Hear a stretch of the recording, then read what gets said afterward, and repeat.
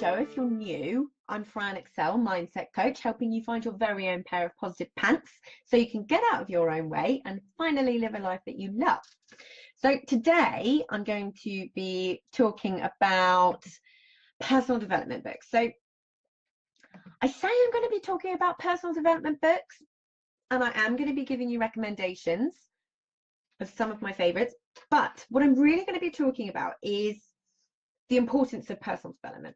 So when you're trying to make a really big change, or like starting your own business, or even believing that you can start your own business, or a big career change, whatever it may be, there's this thing that you need that all too often gets overlooked, and that is personal development and your mindset.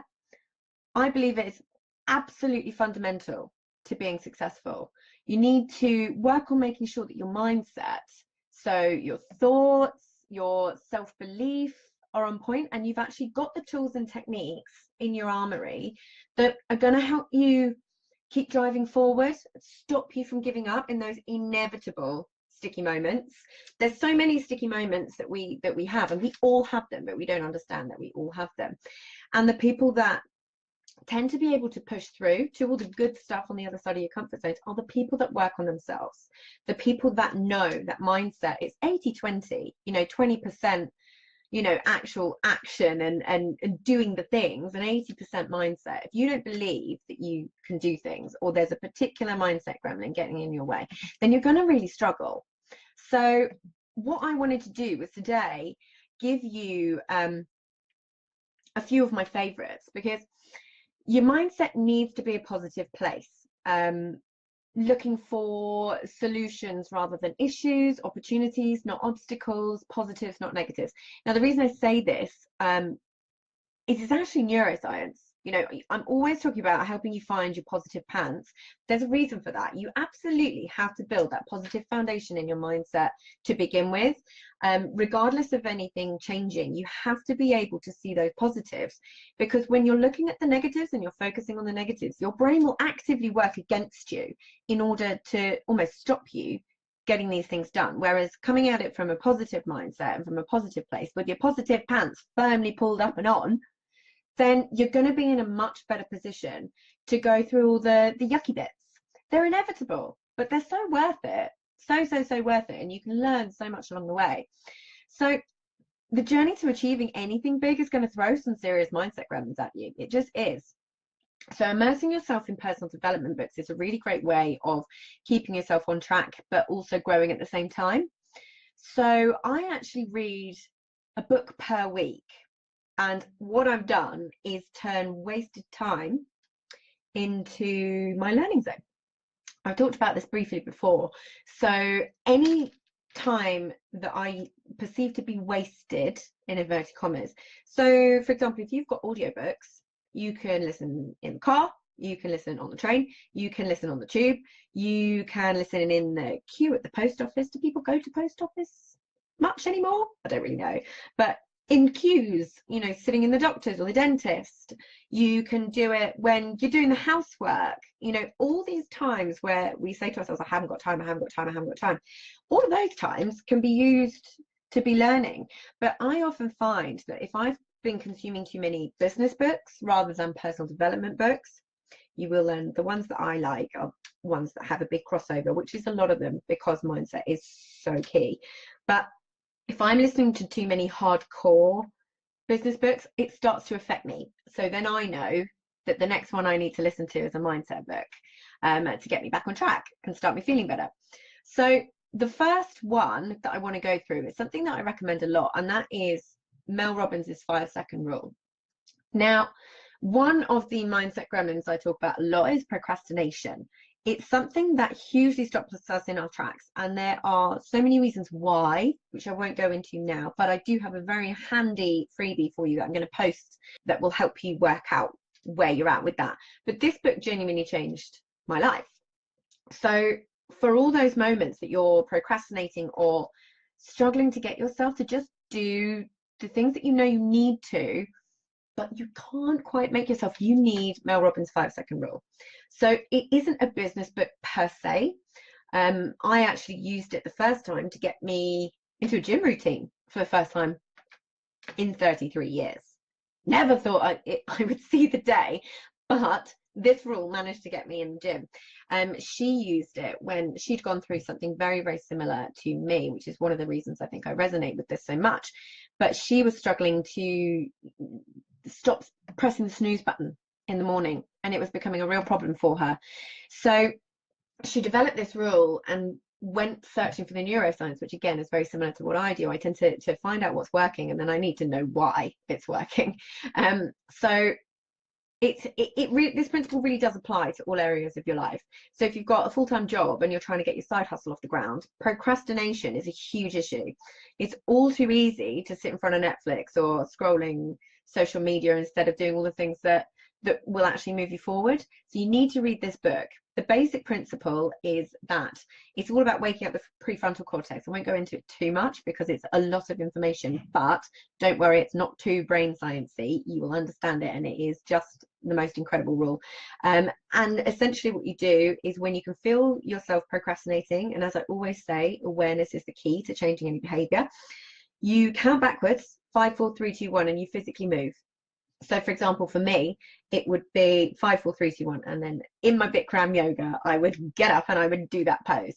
And it works in every single area of your life. All those moments where you start feeling yourself sinking into that sofa or not packing your gym kit, this will help you with procrastination, but it will also help you break and form habits. So it's really, really important. I absolutely love it.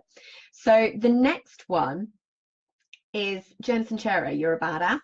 So this is a lot more, this is really lighthearted. So this is a really great sort of route in to some of this stuff. So it's called How to Stop Doubting Your Greatness and Start Living an Awesome Life. So essentially it's kind of no nonsense advice on how to actually change your life.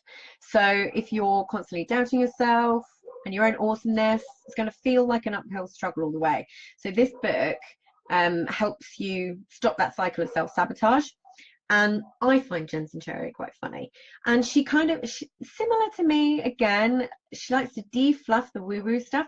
She doesn't so much in the way that I do, but she definitely talks a lot about things like law of attraction and things like that, but in a very practical, actionable kind of way, how it can actually work in your life. So she takes out the stuff that feels woo-woo. So it's a really, really good introduction into all that sort of mindset stuff. And this is I get obsessive and I start to find out the science behind these things. And if I can't find the science, I'm like, let's move on.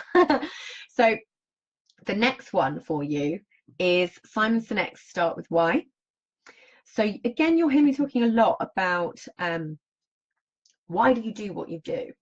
This helps with procrastination as well. When you can really connect to that, it really helps drive you forward, especially in those sticky moments. So when you're really, really clear on your why in your business, it can absolutely propel you forward. So it makes your message stronger, but it also keeps you moving in all those times where you think, oh, I can't do it and I want to stop. Why are you doing this? Why are you doing this in the first place? So it puts that fire in your belly. He says that people don't buy what you do, they buy why you do it. And often I find when I ask this question online or on Instagram or wherever, I find that I ask this question and I get quite, and I don't mean any disrespect to this, because if people don't understand this, then absolutely. When I say, why do you do what you do, I get quite a shallow response often. So I always say your why is like peeling an onion. It's not as simple as say, you know, I want to help I want to help women who are really miserable in their corporate jobs, realize they don't have to be, realize that they can have the self-belief and the confidence to move forward and push through those mindset gremlins that are holding them back so they can live a happier life. That's my shallow why. I love doing that. Absolutely, I love doing that. But why do I love doing that? And you go layer and unlayer and layer and layer. And my main why is about freedom. So you can connect to your values when you are understanding what your why is and why you're doing what you're doing. So like I say, onion, keep going that layer deeper. And freedom for me is freedom for myself from financial constraints and from a 9-to-5, from time constraints, you know, the freedom to do what feels right at the time that feels right, to have freedom for my husband to live the dreams that he has, but freedom for my clients as well. That I'm so passionate about making and helping women understand that you genuinely can do whatever you put your mind to if you can work on that self-belief first. You really, really can. And I genuinely believe that nobody has to spend 70% of their lives miserable, living for the weekend, wishing their life away. That gets my goat. It doesn't have to be that way, and too many of us accept it as the way it is. So my why is all that freedom encompassed. So that is why I keep going, and it's what drives me, because it's not just about me, but it's a huge driver, and one of my number one values. So it's what keeps me going. So think about that next time you say, why do I do what I do? Try and go a layer deeper. Quite often, here's a good example for you. So in a coaching exercise I was doing once was with someone about them losing weight. And again, when losing weight is a huge thing that people really want to do, but they can't seem to make themselves. So when you actually investigate and you question around that, and you have a coach actually questioning you in the right way, you can get some serious aha moments. So quite often you start with a goal, which is, I want to lose weight. Because I want to look good. Why do you want to look good? Because I want to feel good about myself. Why do you want to feel good about yourself? Well, because I want to be accepted. Why do you want to be accepted? Because I don't feel good enough. Do you see? So these are all these different things. So, and then when you get to the crux, when you get to that real driving force behind why you want what you want and why you do what you do, then you can start to work and all the magic's going to start happening. So I hope that's really useful for you. And then my final one is Stephen Pressfield's The War of Art. This is so key when you are pushing yourself out your comfort zone, which is inevitable if you're starting a business or changing career or whatever it may be, writing a book. So this book is actually primarily written for writers, but my goodness, it is applicable to any entrepreneur, any creative, anyone who wants to achieve something big. So what it's about is all about resistance. Now, if you haven't heard resistance is something that rears its ugly little mindset gremlin head when we're really trying to push forward and do something. And we will have to deal with it. It's inevitable. It's one of those things that can either make you or break you. It can stop you in your tracks or help drive you forward because you know that the good stuff's on the other side.